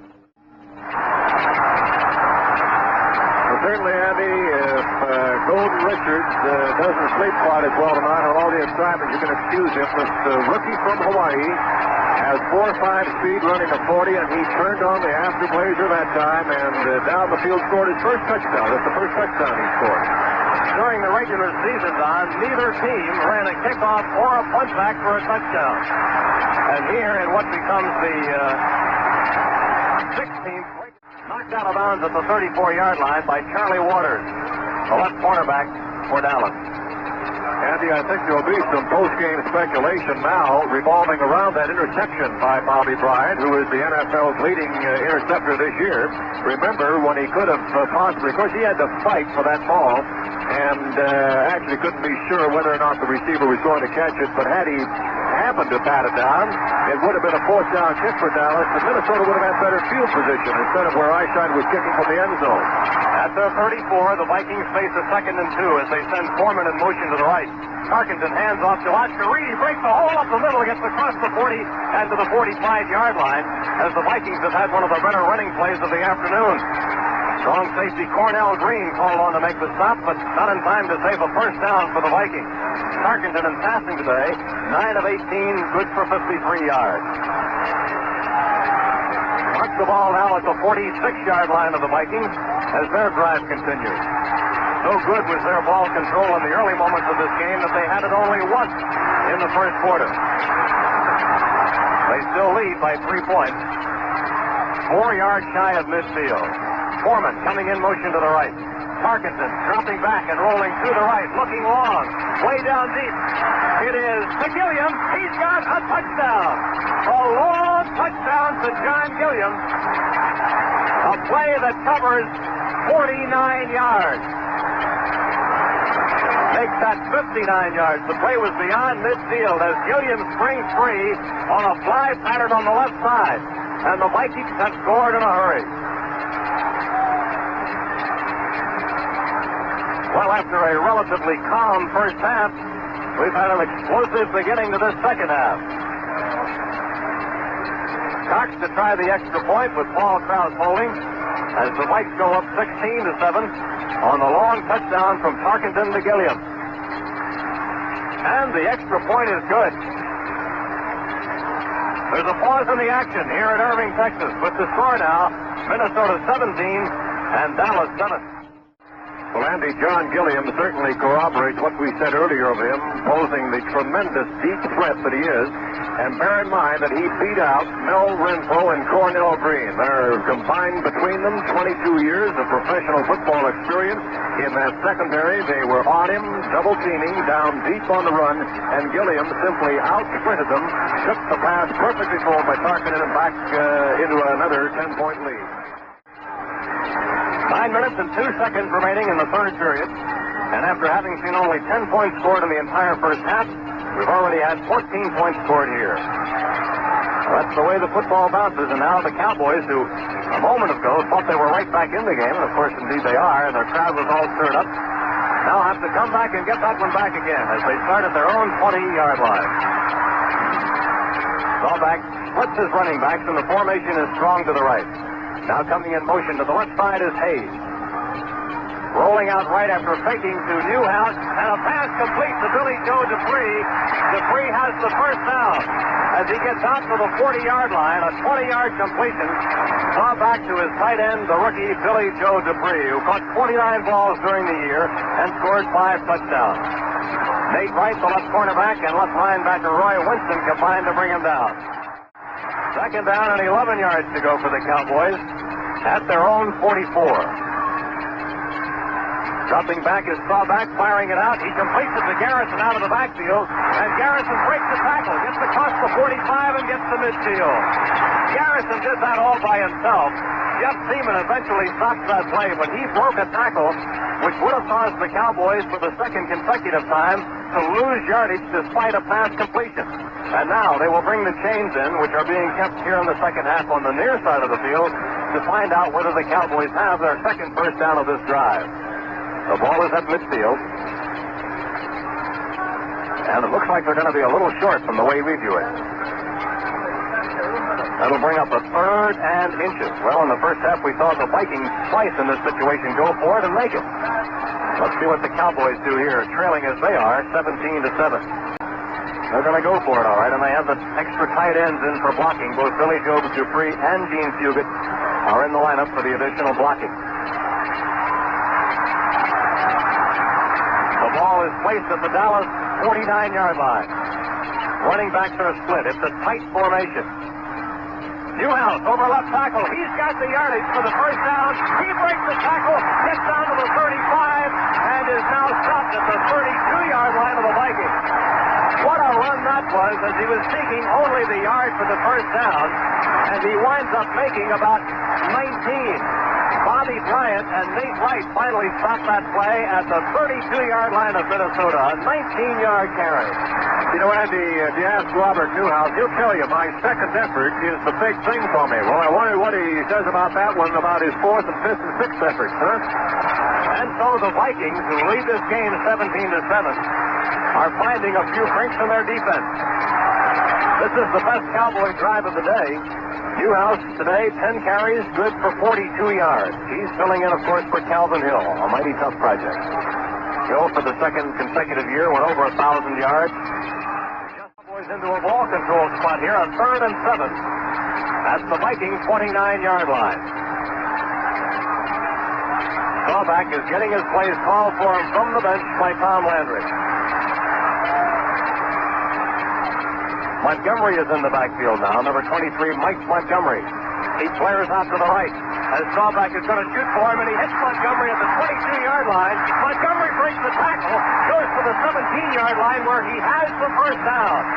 A key play for the Cowboys, as the Vikings forced them by refusing the penalty into the third, and the Cowboys called their bluff and made it. At the Minnesota 17, new life on a first down. Andy, that's 2 for 3 third down conversions now. They'll have a 3rd and 9, and they're only 16 yards away from touchdown territory. Montgomery again is in the backfield. He is a converted running back, but probably will be set out in the flare position as we had seen before as they take Newhouse out. Garrison is the other setback. 3rd and 9. Staubach back. Sends everybody out. Now decides to run. Gets to the 15, stumbles, and goes to the 9-yard line, and he will be 2 yards short of the first down.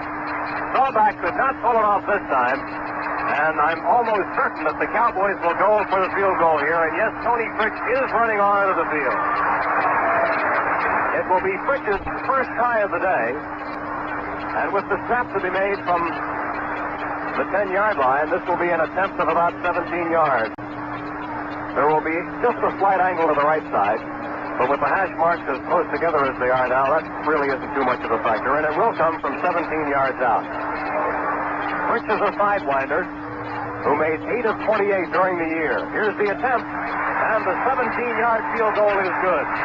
So the long Dallas drive produces 3 points, and the score now reads the Minnesota Vikings 17 and the Dallas Cowboys 10 with 2 minutes and 21 seconds left here in the third.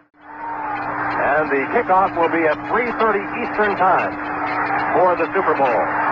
It'll be the winner of this game against the later game today, Oakland at Miami. The running back split as Parkinson comes over Tingelhoff on a 3rd and 7. To Foreman, dancing outside on the right. He is stripping the ball as he reaches midfield. It's loose, and the Cowboys have recovered the ball. Charlie Waters knocked the ball away, and Cliff Harris takes the recovery. Dallas gets the ball. The first fumble of the day. Second turnover of the day. Bryant has made an interception of a Staubach pass earlier. Andy, Tom Landry said in the press conference yesterday that mistakes will determine the outcome of this game. There's enough talent on either side. It's a standoff. And then it's the fellow who makes the miscue the moment. Maybe the intercepted pass, and in this case, the fumble. Dallas gained great field position. They are now 38 yards away from a tie ball game. They're taking over at the 37-yard line of the Vikings. And the running backs are split. A fake to Newhouse into the line. Rolling left is Staubach. The pass is it intercepted? It was tipped into the air, and the Vikings have picked it off. Middle linebacker Jeff Seaman took it off the fingertips of Billy Joe Dupree. Bobby Bryant on a good hit that time, and Seaman was able to pick off the pass. I knew he could get the ball. The only question was whether he could stay in bounds, and we have now seen, after a first half which produced no turnovers, back-to-back giveaways.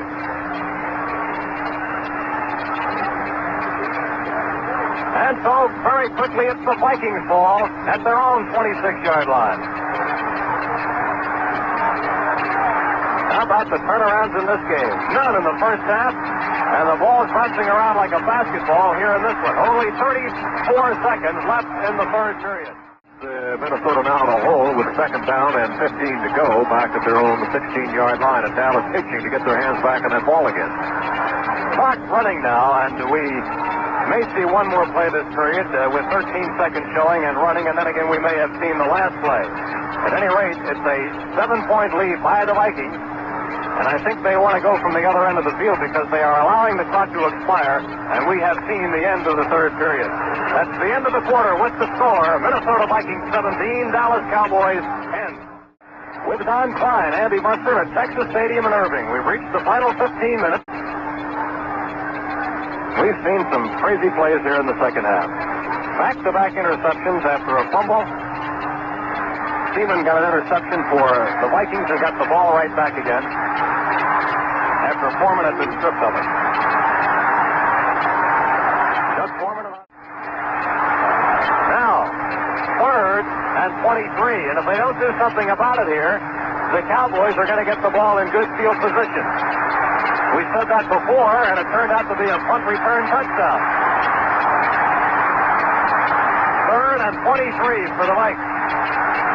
Darkington going to send everybody out this time. He's got one running back, but he is actually way out on the left side. He's firing out to the right, and it is intercepted by Waters. Charlie Waters intercepts the ball at the 24-yard line. And the Cowboys are only 24 yards away from tying the game.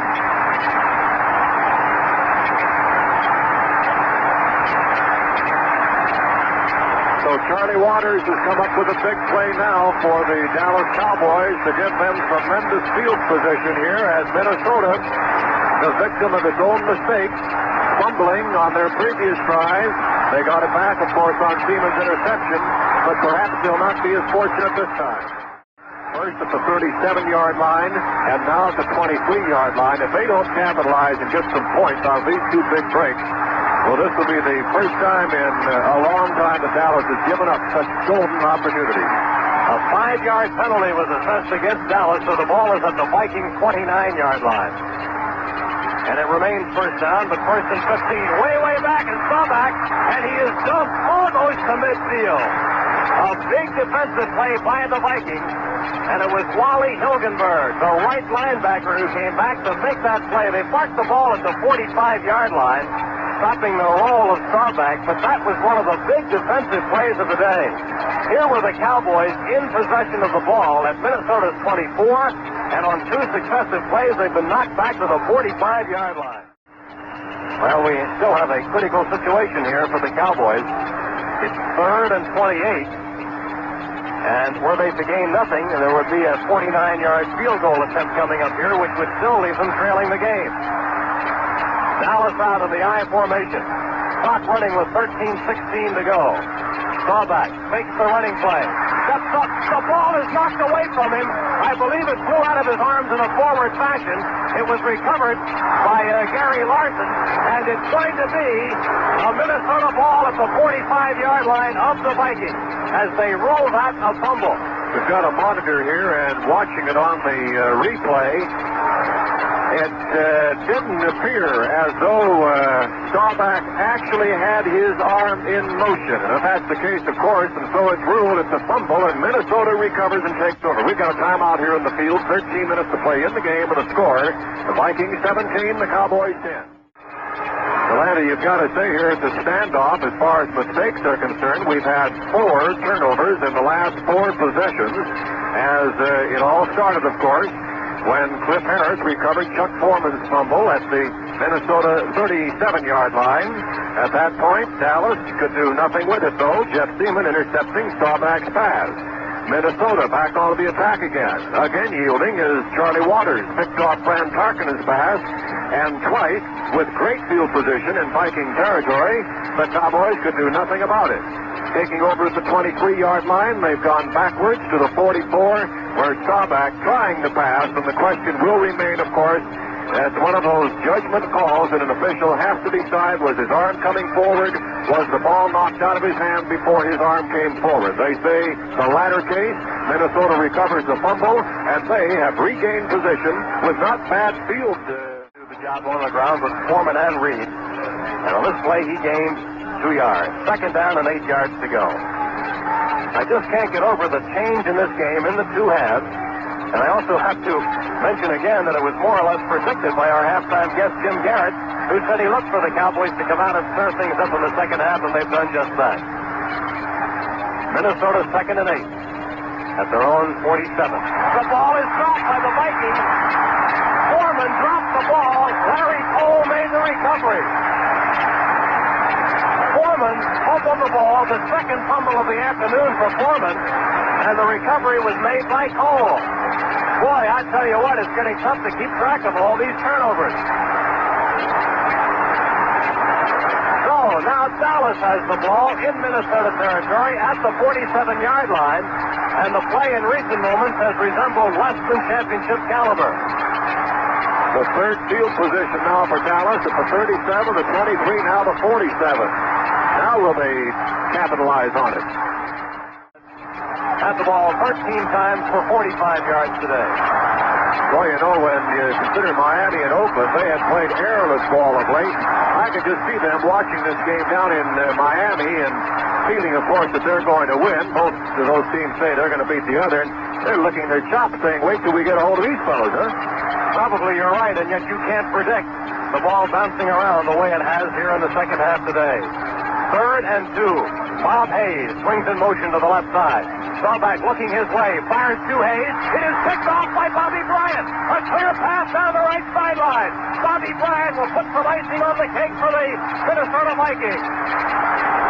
A pickoff for Bryant, and a touchdown return down the right sideline of an interception thrown by Roger Staubach.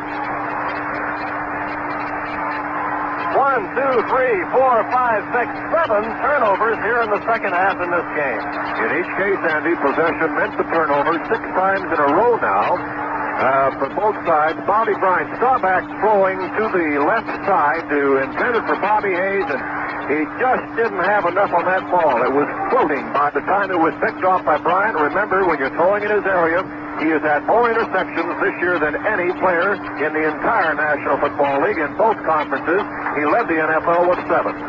Fred Cox looking for the Vikings' 24th point, and he gets it. And so with 10 minutes and 51 seconds remaining in this game, the Vikings have now opened up a 2-touchdown lead.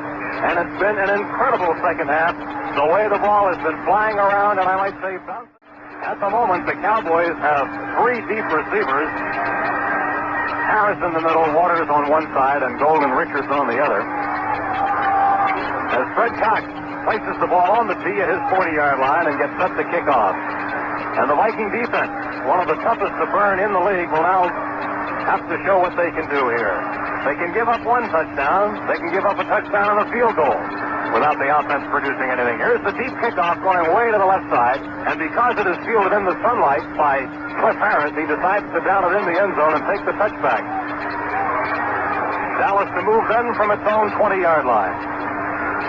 So if you like some long runs, you're enjoying this ball game. Second down, 5 yards to go from the Dallas 25. The attendance today, 60,272. So we've got 4,252 no-shows here today. The game is being televised locally into Dallas. Back shifting out of the eye now on a 2nd and 5. Going in motion is Newhouse way out to the left side. Staubach firing over the middle. It is tipped into the air, and it is picked off by Jeff Wright.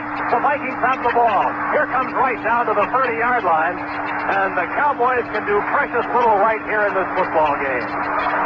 Minnesota with another scoring opportunity as they have the ball as the result of the tipped interception at the Dallas 30-yard line. That's 4 in a row now for Dallas, giving up the ball on the intercepted pass by Jeff Seaman and the fumble by Roger Staubach, and now back-to-back interceptions, yielding again to the Cowboys, to the Vikings. Bobby Bryant in the first case, Jeff Wright in the second, and now great field position for the Vikings at the Dallas 30. As the Dallas rush gets to him, for the fourth time this afternoon. Larry Cole led the charge this time. And now on a 4th and 6, Fred Cox will come in for his second try of the day. In the first period, Cox capped the drive with a 44-yard field goal. And here in the final quarter, he will try one from the 34, 10 yards shorter than his last one. His holder is Paul Krause. He will have a slight angle to the left. The kick is down. The ball is in the air, and Cox's field goal is good. A 17-point lead now owned by the Minnesota Vikings. With 8 minutes and 29 seconds left to go in the game, the Vikings 27-10 over the Cowboys. 27-10 ball game, and Dallas would have to do more than merely get breaks. They'll have to put their offense back together and do so now in a short time remaining of 8 minutes, 30 seconds. Short relative to the scoreboard, which shows them down now by the 17 points. One piece of disheartening news from the Minnesota side of things is that Jim Marshall has suffered a back injury, and he has been taken from the field to have it examined. So when the Vikings get back on defense, which they will shortly, we will not be seeing number 70, the defensive captain, in there. Cox kicking off. It's a deep kick. And, whoa, boy, Harris goes out of the end zone and into the sunlight trying to field that one, and there was no chance. And Fred Cox has done a terrific job on the kickoff here this afternoon. Dallas to take over on the 20-yard line, and number 75, Bob Wertzema, a 7-year veteran from Western Michigan who has been in the game replacing Gary Larson occasionally at left tackle, will now move into the right end position and replace Jim Marshall. Staubach, who has thrown 4 interceptions, is 9 of 18 in passing otherwise. So he's thrown 9 to his side and 4 to the other side. And I can tell you the 4 that he threw to the other side have had more influence on the game than the 9 he completed.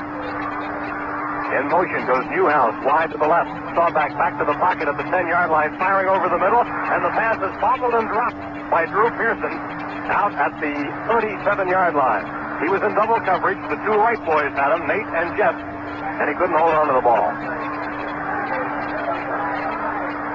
16 first downs for the Vikings, 7 for the Cowboys. 134 yards rushing for the Vikes, 83 for the Cowboys. 103 yards passing for the Vikes, 44 for Dallas. Marshall is back in the game now. Number 70, Jim Marshall, has returned to the field of play. Wertzema is out. 2nd and 10. Cowboys at their own 20 and needing plenty. You've got to continue to expect that Staubach will go for the strike. Takes the line play, steps up, looking, being chased, rolls out to the left side, and will take this one out of bounds as he is run out of bounds by Alan Page. He goes out at the 28-yard line. A gain for Staubach on that play, but this is a tough situation for a trailing team because everybody in the ballpark knows what he's going to do, including the defense. Got to put the ball in the air. Can occasionally get away with the draw and the sneaks up the middle, but basically he's got to complete some passes here because he needs 3 scores. Vikings are now playing without one of their great pass rushers, Andy. Jim Marshall's out of action with a back injury he sustained, and he's been taken to the dressing room for examination. There's no word on the seriousness of the injury, but obviously it's relatively so. He is out of action, Jim Marshall, and Bob Wertzema is in there for him. And we believe that Marshall has now returned. He has, in fact, returned to the field of play. Here's a long Staubach attempt going way down the left sideline, and it is over the head of the intended receiver, who was Drew Pearson. Bobby Bryant covering on the play. Long sideline left for Pearson, incomplete. And now the Cowboys are going to have to punt. Number 51, Dave Manders, comes in to handle the centering for the punt. The 9-year veteran from Michigan State, who was their regular until a year ago. He retired at the beginning of this year, and Dallas brought him back simply to handle the punting chores. The snaps-on punts, really. Bobby Bryant, the single deep safety for the Vikings. Jeff Wright is up short. And here is the punt from Bateman. Oh, he hung it high in the air. And Bryant calls for the fair catch, bobbles the ball. It's still topping around 3 at the 34-yard line, and Dallas has recovered the ball. So even the Vikings, who appear to have this game won, are not mistake-free. the punt return on a fair catch, fumbled by Bryant, and the recovery made by Bill Gregory, the man who is standing in today for Mount Lily. And so, at the 34-yard line of Minnesota, Dallas has the ball.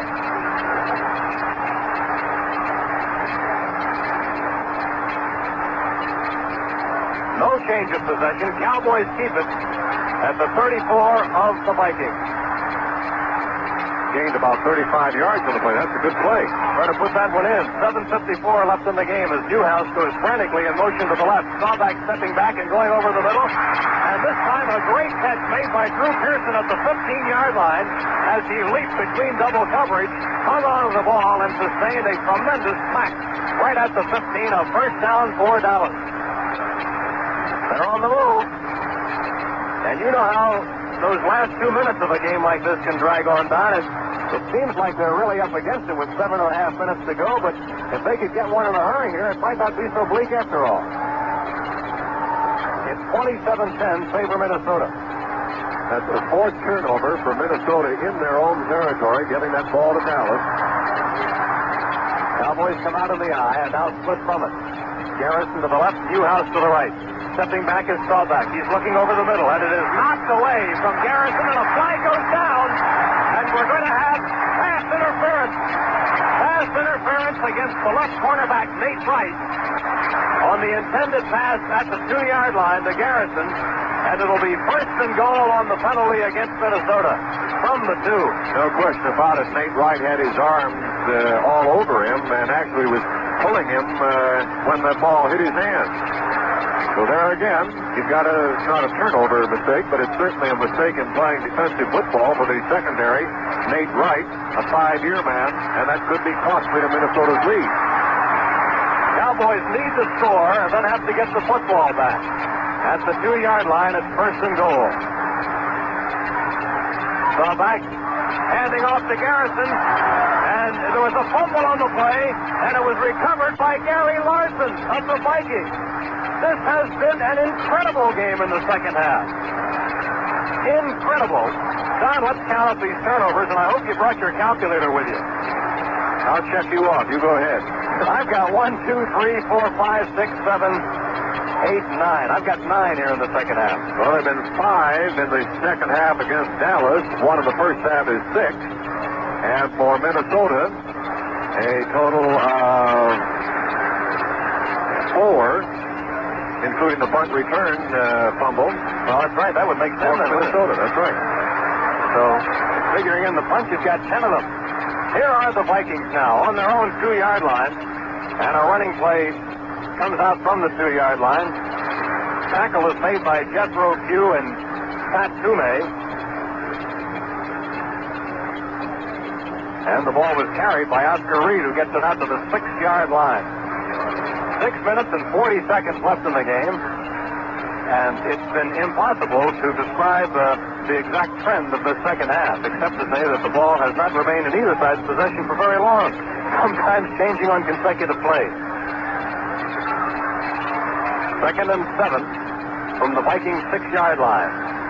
They would love to go on a sustained ball control drive down, not caring whether they score or not, but just chewing up the yardage in the clock. That would make them very, very happy. Oscar Reed, again, the ball handler here, and being stacked up just shy of the 10, again, by the middle defense of the front 4 for Dallas, Jethro Pugh and Bill Gregory. And with the running plays, of course, the clock continues to move. 5 minutes and 55 seconds left in this game.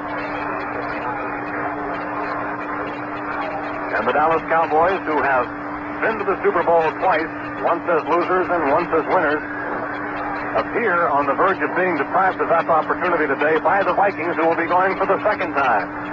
The Vikings lost their first attempt, and if memory serves me correctly, no team has ever gone the second time that they didn't win it, if they lost it the first time. Another handoff, and slanting wide is Reed this time, leaping over a tackler, and he has done exactly what they wanted him to do. He has kept possession as they get it out to the 19-yard line and gain a first down, and the Vikings have just made a big play on that ball control possession by Reed as Cliff Harris made the stop. But enough yardage for Reed to keep the Vikings in possession of the precious football. And Reed is coming to the sidelines now, being replaced by Bill Brown. Reed today has carried 18 times for 75 yards. So the Vikings keep the ball at their own 19. Not trying to score now, just trying to grind out the 10 plus 10 plus 10 to keep possession. Formation strong to the right. Foreman is met at the line of scrimmage and still gets it out to very nearly the 22, a pickup of almost 3. Larry Cole slicing him down, along with Dave Edwards. Rushing leaders today, Newhouse 50 yards, Garrison 10 yards, Staubach 30 yards. Second down, 7 to go for the Vikings, and the clock approaching the 4-minute mark now. And it's looking very much as though the Minnesota Vikings will be the National Football Conference representative in the Super Bowl 2 weeks from today, to be played at White Stadium in Houston. And their opposition will come from the game which starts later between the Oakland Raiders and the Miami Dolphins. Dolphins, of course, seeking to go to that game for the 3rd year in a row. The handoff to Bill Brown, the bully shredder who hits hard on the right side of the line and gains some yardage out to the 27th. Jethro Pugh brings him down. Bill Brown had a pretty good year this time around for a guy 35 years of age. Averaged 4.5 yards every time he touched the ball and 47 carries. They used him in only special situations. And now the Vikes are bringing in an extra lineman, taking out receiver Carroll Dale and bringing in a tackle, Chuck Goodrum, a rookie from Florida A&M. They want extra blocking here on a 3rd and 2. Important possession play for both sides. The handoff to Foreman, and he gets out across the 30, and he appears to have the first down. He does. Cliff Harris makes the stop, but the Vikings have been impressive here in the clutch. Andy, I've just done a little tabulating, and this is incredible. The last 9 possessions in this football game have been influenced by turnovers back and forth. There have been 10 in all, but Dallas has given up the ball a total of 4 times on interceptions, twice on fumbles. Minnesota 3 times on fumbles. That includes Bobby Bryant's punt reception, and 1 intercepted pass. Of those 10, 9 of them in the second half in successive order. And the winning team has not been free of those kind of plays either. Handoff here to Foreman, slanting wide to the left side, and he gets out to the 35-yard line, stopped by Cliff Harris and Cornell Green. You know, it's interesting, Don. Football coaches always talk about we've got to avoid the mistakes. But here today, both teams have made so many of them that the winning coach will not be able to say that avoiding mistakes was what did it for his side. And, of course, the losing coach will decry the mistakes, of course. We are now reaching the 2-minute mark. The stadium clock actually shows 2:06, and I think maybe we have a timeout taken here by the Cowboys. So check that as far as it being the 2-minute warning is concerned. We still have 6 seconds prior to the 2-minute warning. Last time, and they lost that Super Bowl game to Kansas City. This will be only the second time that the Vikings have defeated the Dallas Cowboys in 8 season tries.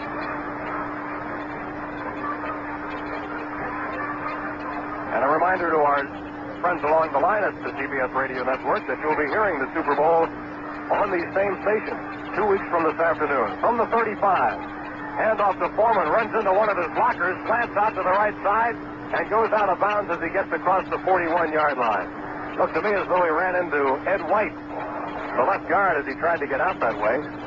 Cliff Harris shoves him out of bounds. Marks the ball at the 40-yard line after a pickup of 5. And here's an interesting situation facing the Vikings. It's 3rd and 1. They could conceivably go for a strike here. Chuck Goodrum and Doug Kingsrider both come in to be the blocking tight ends on this play. And this will be the last play before the 2-minute warning. The clock stops showing 2:01. One thing about a game like this, Bud Grant, despite the victory, will not be without his coaching point for the next couple of weeks, because the turnovers have been considerable. They're all bunched up down there.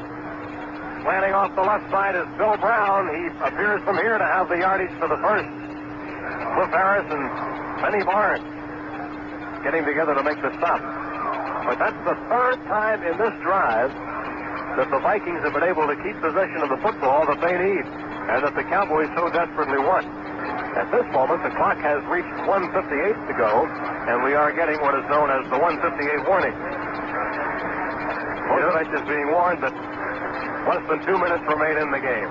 You know, Andy, Minnesota Vikings are going to have happy memories of what amounts to the first appearance they've ever made here at Texas Stadium. The previous time, the first time they played in Dallas, that was back in 1968, when the Cowboys, of course, in those years were playing at the Cotton Bowl. This is the first time ever at Texas Stadium, and they look around here and they say, hey, this is a great place, huh? You've got to think that the famous Dallas computer, when it receives the information on this one, is going to reject it all. There's Calvin Hill down there on the sidelines with that cast on his elbow. And, of course, it had been hoped he would be ready for the Super Bowl, but I think that's something that'll have to wait. Calvin now. New running backs for the Vikings, Dave Osborne and Ed Marinaro, and the handoff goes to Osborne, hitting the left side of the line and gaining a couple of yards out to the 46. Pugh and Gregory combining for the stop. And on the running play, of course, the clock runs. And Dallas has made no effort to stop it. It runs with 1:38 showing and continuing. The ball at Minnesota's 46-yard line. And this, strangely enough, the way the ball is tossed around here in the second half, this possession right now, which I'm sure is not going to result in a score, is going to be the key one for the Vikings, because they were able to keep the ball away from the Cowboys after the numerous mistakes which had been made, and they will protect their 17-point lead. Osborne again, a good haul as he cracks off the left side. He has a first down as he moves it into Dallas territory all the way to the 45-yard line. Harris finally stops the play, but that's the fourth first down on this game-ending drive, and this time the Cowboys have taken a timeout to stop the clock. It shows 1:03 left to play. Andy, we might during this timeout take time to recap just briefly for those of you who might have turned in late, and how the scoring went. Fred Cox's 44-yard field goal in the first quarter, good for the first 3 points, and Minnesota taking a 10-0 lead when Chuck Foreman ran in from 5 yards out to cap an 87-yard drive. And that was all the scoring of the first half at 10-0. The Cowboys got on the scoreboard for the first time when Golden Richards ran a 63-yard punt return back to make it 10-7. That was just 5 minutes into the third quarter. It was then anybody's ball game at 10-7. Since then, the Vikings have gone ahead to 17-7 at that point with a touchdown on Fran Tarkenton to John Gilliam, a 54-yard pass to make it 17-10 at that point. Here again, action in the fourth quarter. On first down, a handoff goes to Osborne, this time trying the right side of the line, and Osborne again has a first down. Here is reserve running back Dave Osborne, 9-year veteran from North Dakota, coming into the game for the first time, except for his special team play, and making back-to-back first down plays. This time all the way down to the 31-yard line of Dallas. Clock continuing to run, and there's nothing the Cowboys can do about this down. They do have one timeout left, but their situation has really disintegrated. Clock running with 30 seconds now left in the game. And how do you like Osborne? 2 times off the left side, once for a first down, and then off the right side for another first down. Marinaro's been in there for 3 plays, but hasn't seen the ball yet. Osborne again, having trouble this time as he hits the right side and will gain only about a yard before Bill Gregory makes the stop. And that, my friends, could be the last play of this game, as we are about set to crown the Minnesota Vikings the National Football Conference champions. 2 seconds, 1 second. The game is over, and the Vikings are going to the Super Bowl for the second time. The end of the game and the final score: Minnesota Vikings 27, Dallas Cowboys 10, and we'll be back with a recap in a moment.